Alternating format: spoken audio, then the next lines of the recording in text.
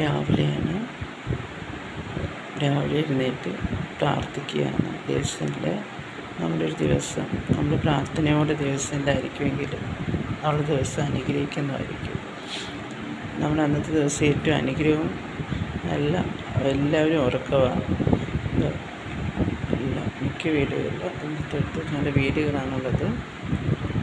ഞങ്ങളുടെ വീടിൻ്റെ ഫ്രണ്ടിൽ നിന്നുള്ള ഉപയോഗമാണ്, ജനലിലൂടെ കാണുന്നതാണ് പുറത്തേത്.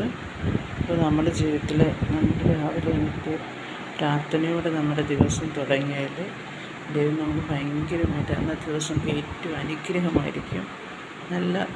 നല്ല ഫ്രഷായിരിക്കും. നമുക്ക് ദൈവത്തോടു കൂടി നടക്കുന്ന ഒരു പകൽക്കാലമാക്കി നമുക്ക് മാറ്റാൻ കഴിയും. ഇന്നത്തെ ദിവസം എല്ലാവരും അനുഗ്രഹിക്കട്ടെ.